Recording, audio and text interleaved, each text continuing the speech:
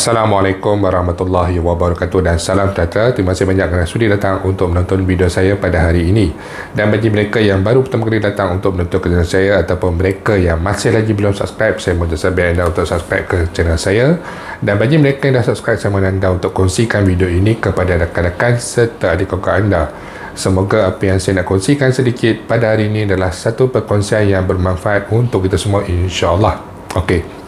Pertama sekali, seperti yang saya telah kongsikan sebelum ini, saya terpaksa mengambil cuti beberapa hari daripada berkongsikan beberapa perkembangan berkaitan dengan isu-isu semasa berikutan dengan masalah kesihatan, yang mana saya telah pun melakukan swab test dan Alhamdulillah result saya telah pun mendapat negatif, walaupun test kit saliva saya pada mulanya menunjukkan result positif. Cuma sekarang ni saya masih dalam keadaan demam dan juga sakit tekak, jadi tidak banyak boleh orang kata nak bercakap dan sebagainya lah, lebih banyak berehat baring sahaja. Okey, itu berkenaan dengan beberapa ramai juga yang bertanyakan ke mana saya pergi. Jadi saya ada, cuma saya tak berapa sihat saja. Terima kasih kepada yang bertanya. Semoga Allah membalas jasa baik anda semua yang mendoakan saya. Okey, jadi sedikit perkembangan berkenaan dengan isu air citra ini. Ramai yang bertanyakan kepada saya dalam masa yang sama apa perkembangan dan juga bagaimana situasi semasa berkenaan dengan isu air citra ini. Okey, jadi yang pertama sekali berkenaan dengan pihak istana. Walaupun kita tahu pihak istana masih lagi belum mengeluarkan sebarang kenyataan rasmi, sebarang jawapan ataupun perkara-perkara yang berkenaan. Salah satu sebabnya adalah disebabkan pegawai-pegawai utama di istana yang mana terpaksa dikuarantin disebabkan oleh COVID-19. Seperti mana saya sendiri ada berjumpa dengan orang yang positif COVID dan sebagainya. Jadi perkara-perkara ini kita tidak dapat elakkan walaupun kita dah mengikuti SOP dan sebagainya, tetapi ada masanya perkara-perkara seperti ini berlaku. Dan insyaAllah saya yakin pihak istana tidak akan berdiam diri sebegitu sahaja, dan saya yakin pihak istana akan mengeluarkan jawapan, dan sudah tentu jawapan yang diberikan mungkin akan mengambil sedikit masa, lebih lama daripada yang sepatutnya, kerana selalunya pihak istana akan mengeluarkan, Yang Pertuan Agong akan mengeluarkan satu kenyataan rasmi untuk dimaklumkan kepada semua. Itu berkenaan dengan persoalan berkenaan dengan memorandum dan juga petition yang telah dihantarkan kepada pihak istana. Saya sangat yakin akan ada satu jawapan daripada YDPA sendiri berkenaan dengan isu ini, cuma cepat ataupun lambat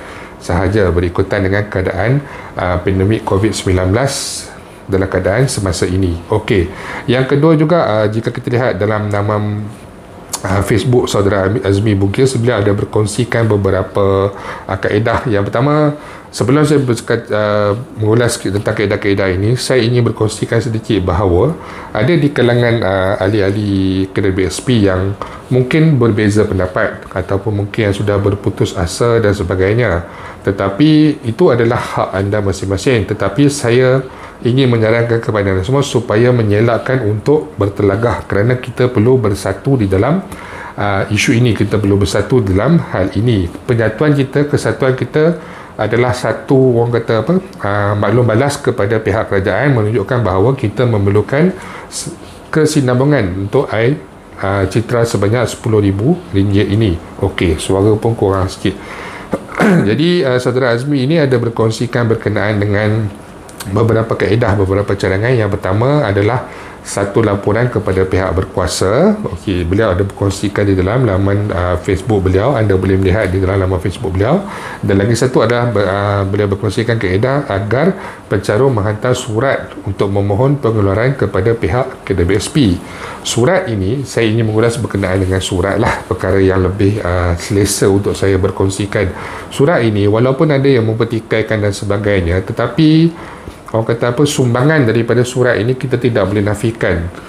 Sebab yang pertama sekali, saya pergi kepada diri saya sendiri. Sebagai contoh, pada waktu air sinar diumumkan untuk dilaksanakan dan diletakkan bersyarat dan apabila permohonan untuk kategori kedua, kalau tak salah, dibuka pada bulan Januari tahun 2021, saya sendiri ada menghantarkan kepada pihak KDBSP permohonan.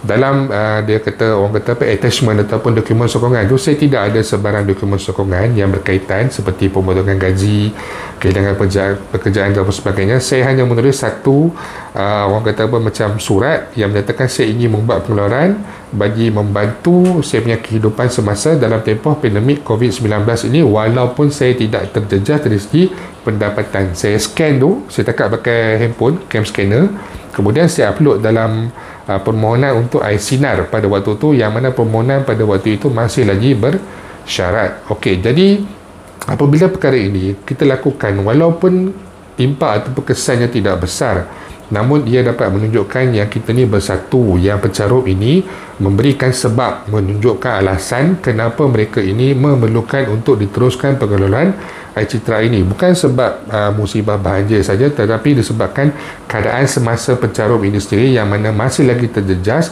disebabkan oleh kehilangan pendapatan, pengurangan pendapatan ataupun kehilangan pekerjaan. Jadi dalam tempoh kita pencarup ini hendak keluar daripada kepumpung kesusahan, hendak keluar daripada masalah pendapatan dan juga perkara-perkara yang berkenaan, pengeluaran air citra sebanyak RM10,000 secara one off ini sedikit sebanyak dapat membantu pencarum-pencarum di luar sana, termasuk saya sendiri, untuk memulakan kehidupan yang baru, untuk menjadikan modal pusingan untuk kegunaan kehidupan seharian dan juga pelbagai perkara-perkara yang berkaitan.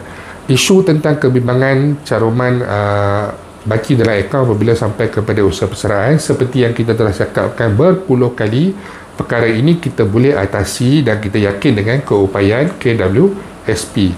Berkenaan dengan surat ini juga, saya menyarankanlah, saya setuju dengan saudara Azmi Bugis untuk pencarum membuat surat ini, hantar kepada cawangan, sisi kepada Ibu Pejabat KWSP. Setidak-tidaknya mungkin KWSP ini mempunyai pandangan yang berbeza berbanding dengan kementerian maupun kerajaan, dan mungkin apabila sampai kepada satu masa, apabila sampai kepada satu tahap, mungkin KWSP sendiri akan menasihati Kementerian Keuangan atau kerajaan untuk membenarkan pengeluaran air citra sebanyak RM10,000 buat kali terakhir, kerana KWSP tahu keupayaan mereka, mereka tahu berapa cairan tunai yang mereka ada, dan mereka tahu jika pengeluaran ini dibenarkan pada kadar-kadar tertentu, adakah ianya akan menjejaskan pelaburan KWSP ataupun modal tunai KWSP. Jadi apabila kita menghantar surat ini, pada hemah saya, perkara ini mungkin akan dilihat dan sedikit sebanyak mungkin dapat membantu. Yang paling utama sekali adalah bagi kita, terutama sekali yang Muslim, adalah untuk berdoa semoga apa yang kita lakukan ini, dan kita terus istiqamah dengan apa yang kita lakukan, dan semoga terbuka pintu hati semua yang berkenaan untuk membenarkan pengeluaran air citra sebanyak RM10,000 one off payment untuk kali yang terakhir. Okey, jadi sedikit sebanyak itu saja yang saya nak kongsikan hari ini. Tidak ada banyak yang saya boleh katakan, tidak ada banyak yang saya boleh kongsikan. Saya pun kurang sihat lagi hari ini. InsyaAllah pada masa yang akan datang saya akan berkongsikan berkenaan isu-isu ini kepada anda semua. Okey, terima kasih banyak kerana sudi datang untuk menonton. InsyaAllah kita akan jumpa lagi. Jangan lupa untuk share, jangan lupa untuk subscribe. Assalamualaikum warahmatullahi wabarakatuh.